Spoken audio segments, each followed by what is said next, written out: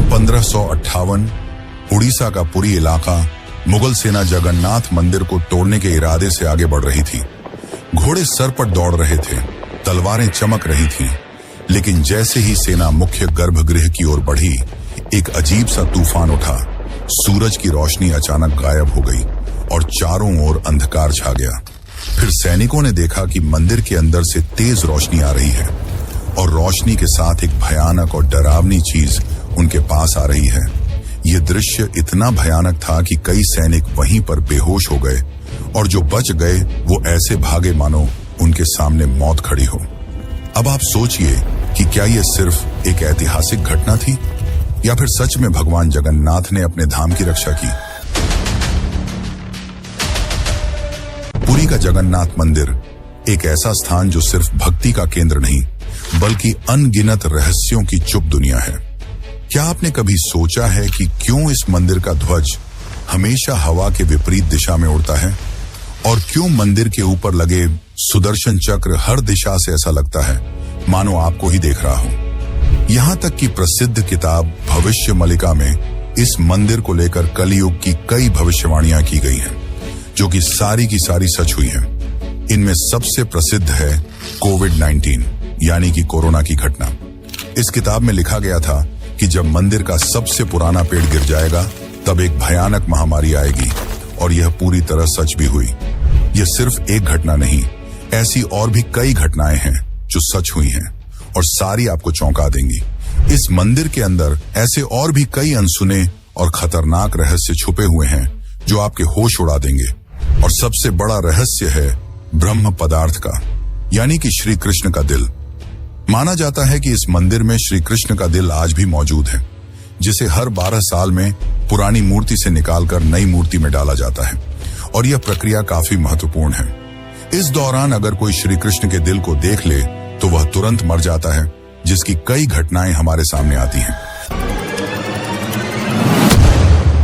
पिछले 800 सालों से इस मंदिर का ध्वज हर रोज बदला जाता है और कहा जाता है कि अगर इसे एक भी दिन न बदला गया तो मंदिर को 18 सालों के लिए बंद करना होगा। और जब अंग्रेज आए तो उन्होंने इस प्रक्रिया को अंधविश्वास बताकर रोकने की कोशिश की, लेकिन फिर उनके साथ जो हुआ वो जानकर आप चौंक जाएंगे। इस मंदिर के मुख्य प्रवेश द्वार में 22 सीढ़ियां हैं जिन्हें पार करना होता है, लेकिन इनमें से तीसरी सीढ़ी पर पैर रखना सख्त मना है। पर आखिर ऐसा क्यों है और क्या होगा यदि आपने तीसरी सीढ़ी पर पैर रख दिया? फिर आती है मंदिर की रसोई, जहां 7 बर्तनों में एक साथ प्रसाद पकता है। पर नीचे की आंच से ऊपर वाला बर्तन पहले कैसे पक जाता है? क्या मंदिर की रसोई विज्ञान के नियमों को भी चुनौती देती है? ऐसे ही और भी न जाने कितने चौंकाने वाले रहस्य। ये सिर्फ एक मंदिर नहीं, ये एक ऐसा तीर्थ है जहां धर्म, विज्ञान, वास्तु और चमत्कार चारों एक साथ खड़े हैं, जहां श्रद्धा सिर्फ पूजा नहीं बल्कि रहस्यों से सामना करने की तैयारी है। तो क्या आप तैयार हैं एक ऐसे सफर के लिए जहां हर अध्याय आपको चौंकाएगा, हर रहस्य आपके विश्वास को चुनौती देगा और हर जवाब एक नए सवाल को जन्म देगा? चलिए चलते हैं जगन्नाथ मंदिर की उस रहस्यमयी यात्रा पर, जहां भगवान खुद हर सवाल का उत्तर है।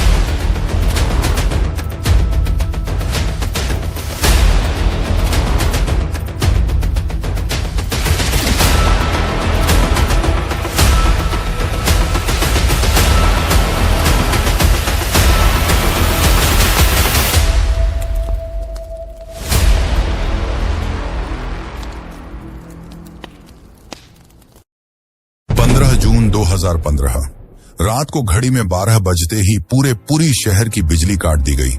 ये कोई साधारण बिजली कटौती नहीं थी। इस बिजली कटौती का कारण था मंदिर के गर्भगृह में चल रही विचित्र घटना। मंदिर के मुख्य पुजारी इस अंधेरी रात में अपनी आंखों पर पट्टी बांधे और हाथ में एक मोटा दस्ताना पहने हुए अपने हाथों पर एक दिव्य पदार्थ लेकर भगवान की मूर्ति की ओर बढ़ रहे थे। ये कुछ और नहीं, श्री कृष्ण का दिल था, जिसे ब्रह्म पदार्थ भी कहा जाता है। ठीक 12 साल बाद यह प्रक्रिया आज मंदिर में फिर दोहराई जा रही थी, जहां भगवान जगन्नाथ की पुरानी मूर्ति से उनके दिल को निकालकर नई मूर्ति में लगाया जाता है। ये होता है भगवान के शरीर को बदलने का, लेकिन आत्मा को यथावत रखने का अनुष्ठान। माना जाता है कि यह मंदिर दुनिया का एकमात्र मंदिर है जहां भगवान आज भी जीवित रूप में बसते हैं, और जब उनका शरीर पुराना हो जाता है तो ठीक उसी तरह नया शरीर दिया जाता है जैसे कोई आत्मा नया जन्म लेती है। कहते हैं इस ब्रह्म तत्व को आज तक किसी ने नहीं देखा, और जिसने भी देखने की कोशिश की वो जिंदा नहीं बचा। नवकलेवर की रात जब पुरानी मूर्तियों से ब्रह्म तत्व निकालकर नई मूर्तियों में डाला जाता है, पुरी में कर्फ्यू जैसा माहौल बना दिया जाता है। पूरे शहर की बिजली काट दी जाती है, मंदिर को घोर अंधेरे में बंद कर दिया जाता है। मंदिर के अंदर होते हैं सिर्फ विशुद्ध ब्राह्मण, जिनका खानदान सदियों से यही कार्य करता आया है। उनकी आंखों पर पट्टी बांधी जाती है और हाथों पर मोटे दस्ताने पहनाए जाते हैं, ताकि वे ना देख सकें और ना ही महसूस कर सकें कि ब्रह्म पदार्थ है क्या। जब यह प्रक्रिया होती है तब मंदिर की सुरक्षा सीआरपीएफ के जवान करते हैं, और किसी भी व्यक्ति का मंदिर के अंदर जाना सख्त मना होता है। जब 2015 में यह अनुष्ठान हुआ था, तब एक पांडे ने उस ब्रह्म तत्व को हाथ लगा दिया था, जिसके बाद वह तुरंत ही बेहोश हो गया, और जब आंख खुली तो वह मानसिक रूप से पूरी तरह अस्थिर हो गया था। तो सवाल उठता है, ब्रह्म तत्व आखिर है क्या? क्या यह कोई दिव्य ऊर्जा है? क्या यह सिर्फ विश्वास है, या सच में कोई ऐसा अविनाशी पदार्थ मौजूद है जो युगों से युगों तक जीवित है? माना जाता है कि यह ब्रह्म पदार्थ काफी ज्यादा शक्तिशाली है, जिससे लगातार दिव्य ऊर्जा निकलती रहती है और हमेशा हल्का सा कंपन महसूस होता रहता है। प्रसिद्ध इंडियन आर्कियोलॉजिस्ट प्रवीण मोहन के हिसाब से श्री कृष्ण सिर्फ एक इंसान नहीं बल्कि एक सुप्रीम बीइंग थे। उनके मुताबिक ब्रह्म पदार्थ, जिसे कृष्ण का दिल भी कहा जाता है, वह असल में एक आर्क रिएक्टर है, यानी कि एक ऐसा डिवाइस जो भयंकर स्तर की ऊर्जा उत्पन्न करता है। उन्होंने यह तक बताया कि क्यों जगन्नाथ की मूर्तियों को लकड़ी से बनाया जाता है। उनके अनुसार लकड़ी बिजली को कंडक्ट नहीं करती, जिस कारण वह ब्रह्म पदार्थ से निकलने वाली इलेक्ट्रोमैग्नेटिक एनर्जी को रोक लेती है। वैसे तो माना जाता है आज तक इसे किसी ने नहीं देखा है, पर आज से करीब 50 साल पहले एक व्यक्ति ने दावा किया था कि उसने इस हृदय को देखा है। उसने कहा कि हृदय चांदी की तरह तरल बह रहा था, और यही तरल लकड़ी को कमजोर कर देता है, जिस कारण हर 12 साल में मूर्तियों को बदलना पड़ता है। उस व्यक्ति ने यह तक कहा कि जब उस हृदय को प्रकाश में लाया गया तो वह चक्र की तरह घूमने लगा और जोर से कंपन करने लगा, यानी कि जब इस ब्रह्म पदार्थ को रोशनी मिलती है तो यह और भी ज्यादा सक्रिय हो जाता है, जो कि खतरनाक साबित हो सकता है, जिस कारण हर बार जब इसे पुरानी मूर्ति से नई मूर्ति में बदला जाता है तब पूरी शहर की बिजली काट दी जाती है। विज्ञान के लिए आज भी यह एक चौंकाने वाला रहस्य है जिसे कोई समझ नहीं पाया, लेकिन भक्तों के लिए यह उनके श्री कृष्ण है, उनका दिल है, जिस कारण हर दिन लाखों की तादाद में भक्त भगवान जगन्नाथ के दर्शन करने आते हैं। वैसे क्या आपको पता है कि जब श्री कृष्ण की मृत्यु हुई तब पांडवों ने उनके शरीर को जला दिया था, पर फिर कैसे उनका हृदय बच गया और वह पुरी तक कैसे पहुंचा? और इस भव्य मंदिर की रचना किसने की? आखिर कौन था जिसने बड़ी ही चमत्कारी तरीके से भगवान जगन्नाथ की मूर्ति बनाई? तो चलिए जानते हैं अब इस रहस्यमयी और रोचक घटना को, जो आपको इंटरनेट और किताबों में नहीं देखने को मिलेगी। लेकिन उससे पहले अगर आपको वीडियो अच्छी लग रही है तो इसे लाइक करके कमेंट में जय जगन्नाथ जरूर लिखें। आज से करीब 5000 साल पहले महाभारत युद्ध के पश्चात चारों तरफ केवल लाशें ही पड़ी थीं। लाखों पड़े शव और कौरवों के विनाश ने सबको झकझोर दिया। कौरवों की माता गांधारी ने इस विनाश का कारण श्री कृष्ण को बताया।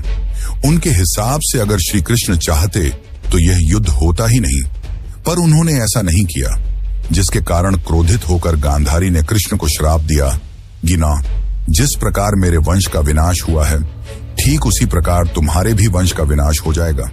इस श्राप के 36 साल बाद जब एक दिन श्री कृष्ण जंगल में विश्राम कर रहे थे, तब एक शिकारी ने उन्हें हिरण समझकर उन पर तीर चला दी, और जैसे ही तीर श्री कृष्ण के पैरों पर जाके लगी, उन्होंने इस लोक को छोड़ दिया और मृत्यु को स्वीकार किया। और माना जाता है कि उनके मृत्यु के साथ ही पूरी द्वारका नगरी पानी में समा गई, जिससे उनका पूरा वंश समाप्त हो गया।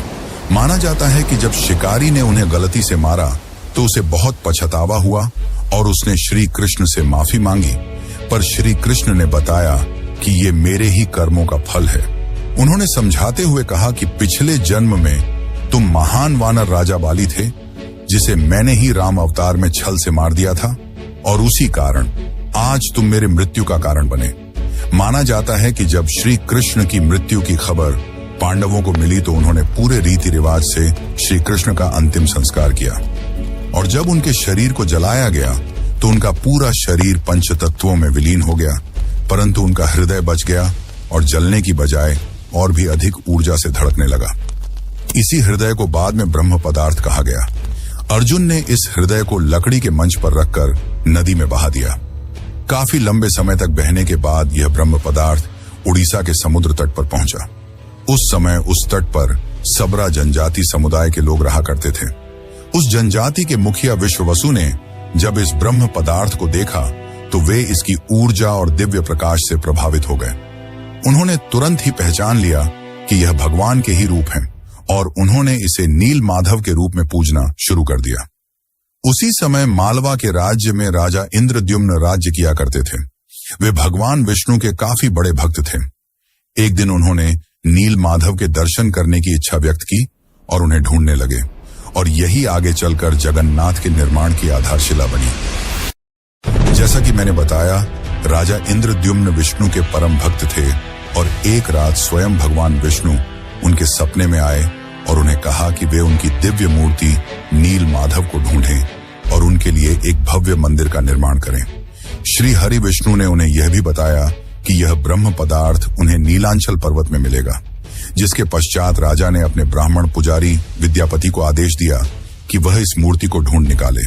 विद्यापति कई दिनों तक नीलांचल पर्वत के अलग हिस्सों में इसकी तलाश करते रहे, और तब जाकर अंत में उन्हें पता चला कि इस मूर्ति को आदिवासी मुखिया विश्ववसु ने एक गुफा में छुपा कर रखा है, और वे दिव्य रूप से उसकी पूजा करते हैं। जब विद्यापति ने इसके दर्शन करने की अनुमति मांगी, तब विश्ववसु ने यह कहकर मना कर दिया कि यह उनके जाति का निजी मामला है।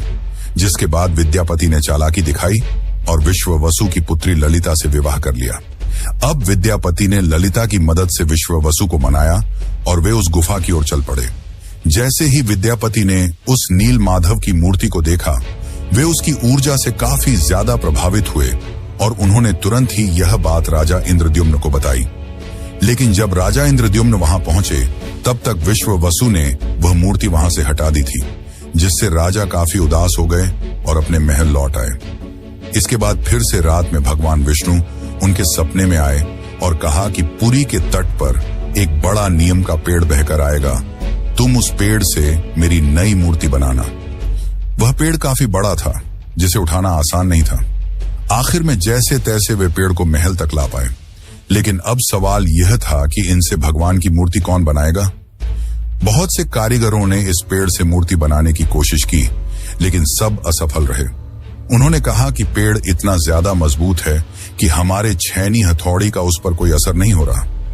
ये सुनकर राजा काफी परेशान हो गए। तभी एक दिन भगवान विश्वकर्मा एक बूढ़े साधु के रूप में वहां पधारे और उन्होंने कहा कि वे ये मूर्ति 21 दिनों में बनाकर देंगे। राजा काफी प्रसन्न हुए, पर उस बूढ़े आदमी ने एक शर्त रखी। उसने कहा कि मैं एक कमरे में बंद रहकर 21 दिनों में यह मूर्ति बनाऊंगा, और तब तक कोई भी इस कमरे का न तो दरवाजा खोलेगा और न ही कोई अंदर आएगा। राजा ने उसकी यह शर्त स्वीकार की और फिर मूर्ति बनाने का कार्य शुरू हुआ। दरवाजा बंद किया गया और कक्ष से छेनी हथौड़ी की आवाजें आने लगी, लेकिन 15 दिनों बाद अचानक से छेनी हथौड़ी की आवाज आना बंद हो गई। महाराज की रानी गुंडीचा काफी चिंतित हो गई और महाराज को कहा कि हमें दरवाजा खोलकर देखना चाहिए। शायद वह वृद्ध व्यक्ति भूख और प्यास की वजह से मर तो नहीं गया होगा। राजा ने शुरुआत में तो मना किया, पर बाद में वे इसके लिए मान गए और दरवाजा खोल दिया। लेकिन जब दरवाजा खुला तो सभी हैरान रह गए। वह वृद्ध व्यक्ति गायब हो चुका था और पीछे केवल 3 अधूरी मूर्तियां थीं। राजा को यह देखकर काफी दुख हुआ, क्योंकि उनकी शर्त तोड़ने की वजह से भगवान की मूर्तियां आधी रह गईं। जगन्नाथ भगवान के हाथ और पैर अधूरे थे। बलराम और देवी सुभद्रा की मूर्तियां भी अधूरी थीं। जब राजा मूर्ति के पास गए, तब उन्हें दिल की धड़कन महसूस हुई और मूर्ति के अंदर से एक दिव्य आवाज आई, जिसने राजा को बताया कि श्री कृष्ण का हृदय